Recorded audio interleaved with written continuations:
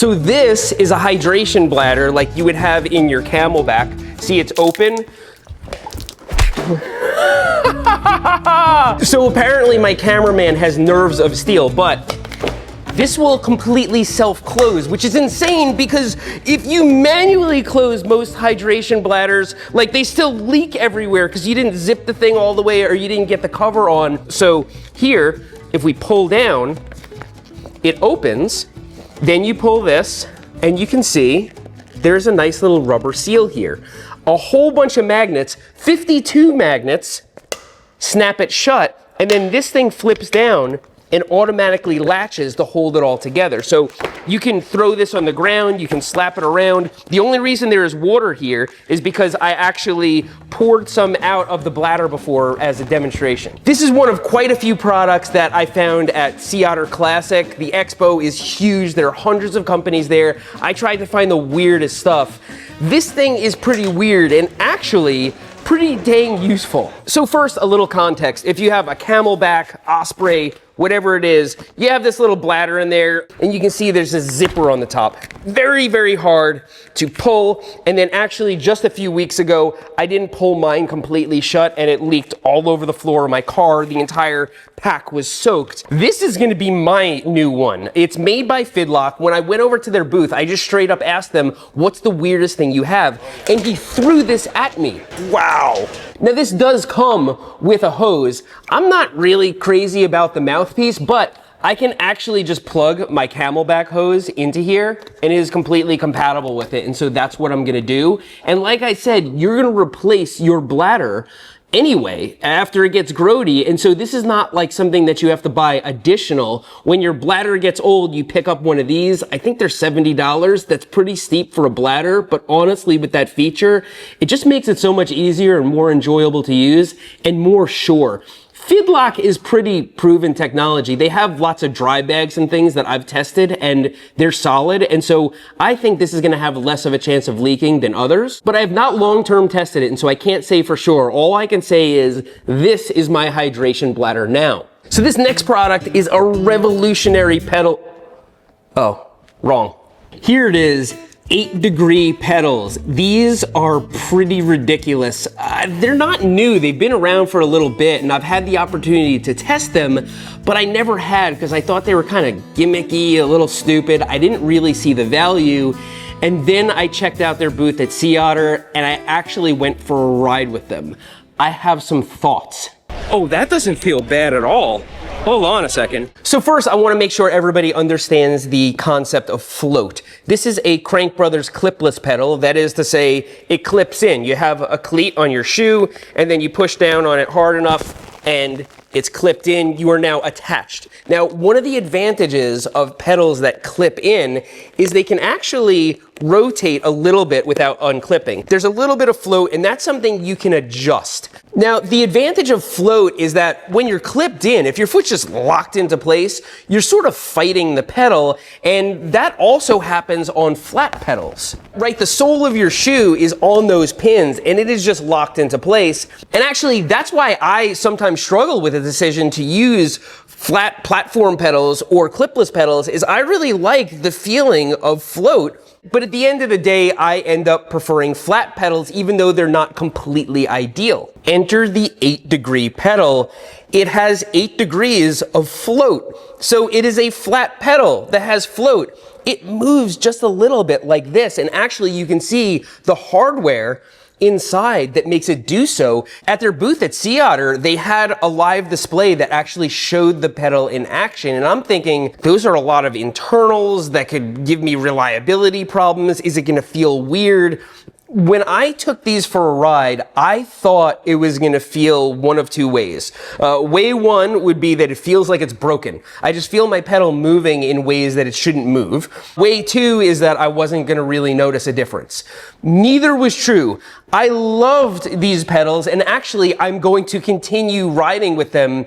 I'm gonna leave them on my bike. They're my new pedals. I'm gonna long-term test them, and maybe that will change, but right now, I really don't want to ride without them. Now, there are a few downsides though. First of all, this is just my opinion, I think it's pretty ugly. They put this sort of like cracked, aggro, Baja kind of design on it, and for a set of $179 pedals, I would expect a more premium look, but these are supposed to help you when you're descending. And so, yeah, it's sort of a more downhill crowd, I get that, but I don't know. That's just my opinion. I think it's holding back some buyers from even trying them because you have like a $10,000 bike or something, you put these on it, and now, I don't know, it looks like it came straight out of 2006. It is also a lot thicker than a normal flat pedal, and it's also heavier. These are the Crank Brothers pedals that I took off my bike. I love these. These weigh 175 grams, 269 grams. That's a pretty big difference, but still not a deal breaker. It's worth noting they are releasing a new version that's slimmer and lighter, but there are still those trade-offs. Now, on to the advantages which I experienced during my ride. First of all, your foot just feels totally planted, locked in, because you're not fighting the pedal. Usually when I lose a pedal when I'm riding, when my foot comes off, it's because my foot was just moving all around and then broke loose from the pins. Instead of breaking loose, the pedal moves with your foot, and it's almost like a suspension that's damping those vibrations and forces. And I was honestly shocked by how good these felt. I almost want to just like spray paint them black or something so that it doesn't look like this. So this next product is a tire insert made by Odyssey.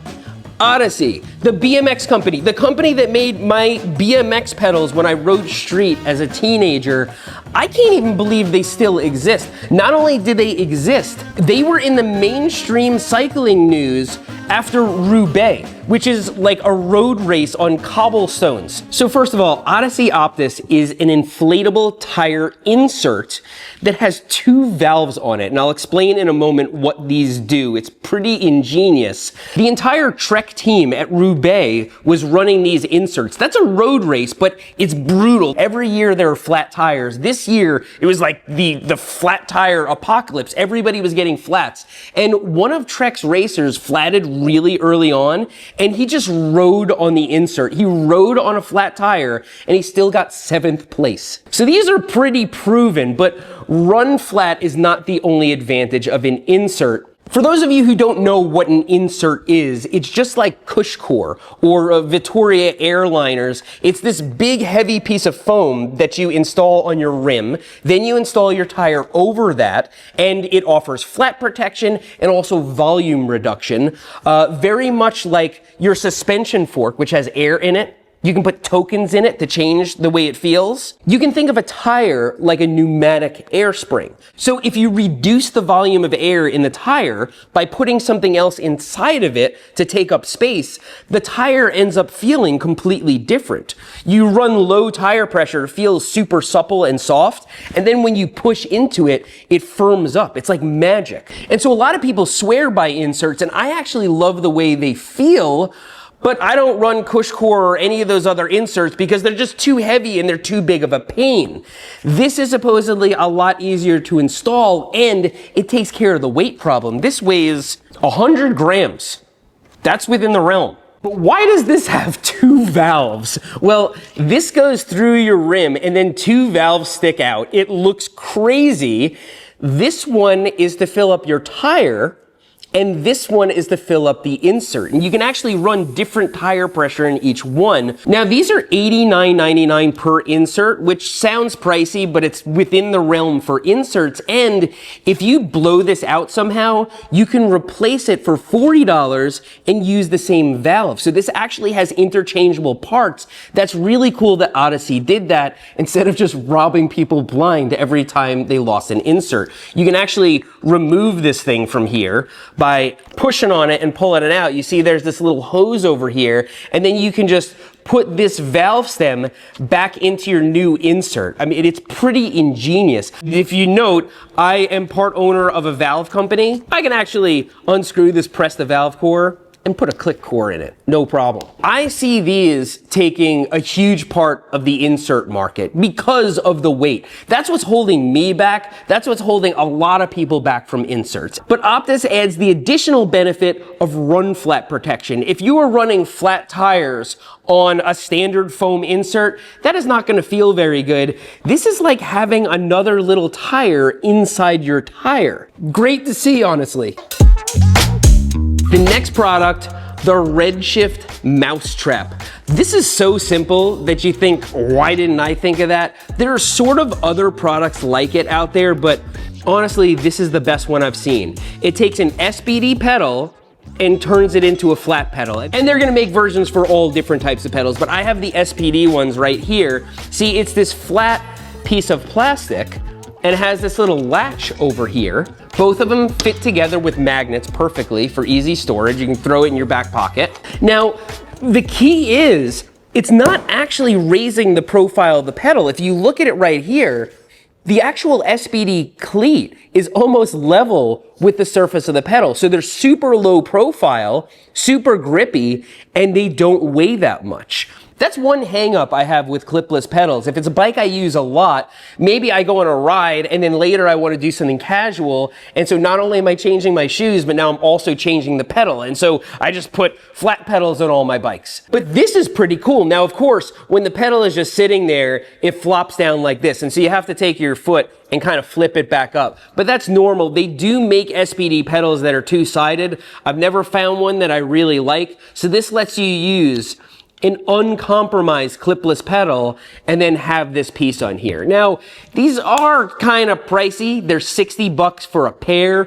For something specialized like this, made from a company like Redshift, you kind of expect that. I feel like this would be much easier to stomach at, let's say, $39.99. I mean, at $60, we're talking like more expensive than nylon pedals. But with that said, if I did a whole lot of clipping in, I think I would absolutely bite the bullet and get these. It would kind of hurt, but it's worth it because they are really, really well designed. According to Redshift, they're super durable. The grip is pretty dang good and they're made to be casual. It's made to take the bike that you just rode a whole gravel race on, put on your flip-flops and then pedal to the brewery on. And to me, that's kind of the use case for something like this. I think it's a really cool innovation. And until somebody else offers something as good at a lower price, this is kind of the only deal in town, and I'm not mad about it. The next product I don't have with me here. It is a commercial grade product designed for bike shops, and it's hilarious.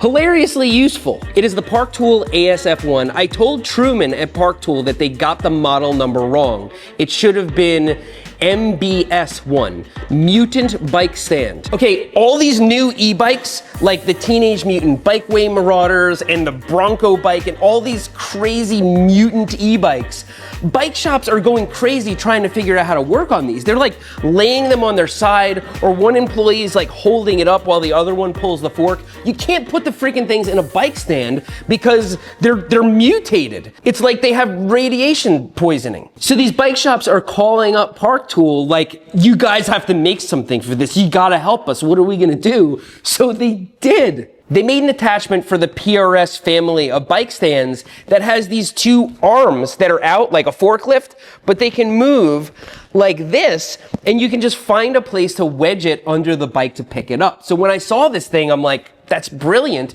Do you have a bike that I can show it in? And Truman said, no, but we're at Sea Otter, you can find one. And so I went over to Rad Power. All right, what's the biggest, heaviest, most mutant bicycle you have? It'll be this guy right here, Rad Wagon 5. Pushing 150, 160 pounds on this guy right now. This is like a Suburban. So I rode that Rad Wagon back to the Park Tool booth, and honestly, I enjoyed it a little too much. And then just like that, Truman just positioned it up. He got them under the rack and under the front, and he just lifted it right up. And I took a picture of it and text messaged it to my friend Dan in New York, who works at a bike shop, and he said, yeah, we have 2 of those. Okay, the next product, it's sponsored by me. It's a Clik product. As you know, I own part of Clik. But I want to show you because I think it's cool. Just a normal CO2 inflator will absolutely work on a Clik valve, and we don't want people to buy new CO2 inflators if they don't need to. You can use your old one for sure, but we did make a CO2 inflator because we're a tire valve company, we kind of have to, and I think it's pretty cool. So the Clik Jet Burst tire inflator, here it is, just like a normal inflator, you screw it on here, and there are other inflators with little valves like that. You screw it on, here's what's cool about it. It just clicks on. That's the only difference between this and another tire inflator, but I'm just smitten by this thing. Now I can turn this valve, and then when I want to take it off, it just pops off. I can put it back on. I can give my friend some air. Is this getting annoying, me shouting out my own products? So next I have a few rapid fire products from Sea Otter. I don't have them here with me. First is the Prevelo Foxtrot, which is a 20-inch full suspension mountain bike by Prevelo. Other manufacturers do make 20-inch full suspension bikes, but it's great to see that Prevelo is working on one. I got to test their prototype at Sea Otter. I didn't have that much of a test course, but I can tell you, it felt pretty good. So the bike has 120 millimeters of travel, which on a bike that size is a lot. It also has a pivotal seat clamp, which is derived from BMX and dirt jump. It's actually a seat where you put the wrench in from the top to adjust it, and that saved a lot of space because this bike actually has a dropper post. I call it constructive spoiling. If you're gonna spoil your 6-year-old and get them like a $2,000 full suspension bike, you know that it's really for you. You want to take them mountain biking. Now, what's good about bikes like that is they generally do hold value. And instead of buying them a tablet or a bunch of sugar cookies or something, you're getting them a mountain bike. Right? I can't even be against that kind of spoiling. I wish that every kid had a super nice bike, and you know, if you watch my videos, I try to make that happen. We donate bikes all the time.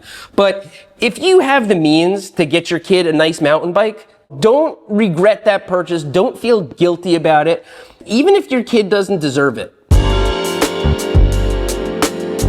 The next one I saw at Sea Otter was from Hover. I own a Hover drone. It's just this little drone that can fit in your pocket and automatically follows you, but this is the X1 Pro Max. They seem to have adopted Apple's titling scheme. But I got to test this thing and it followed me quite well. Now, apparently it can like follow you in between trees and stuff. Alexander has one and his is pretty awesome. I don't think the guy at the booth was happy that I just took off and had it follow me through whole crowds of people. They really didn't want their drone hitting into people, but I did, and it performed really nice. It's kind of cool that it has a little remote too, but to me, the whole point of that thing is to not use the remote. I don't take my drone with me very often because I don't want the controller and the pairing and all this stuff. You just turn it on and it follows you, and the quality is really, really good. It goes up to 8K, which is insane. I am definitely going to be looking into getting one. Next, the 90 millimeter raised reversed stem from Be More Bikes. Very hard to say raised reversed. But we did a whole video on the bigger version, this stem's cousin. It looks insane, and in that video we got way into the weeds about the benefits and how it affects your bike's geometry. I ultimately concluded that it's not for me, but in that video when I was descending, it was kind of frustrating how good the bike felt when it was on it.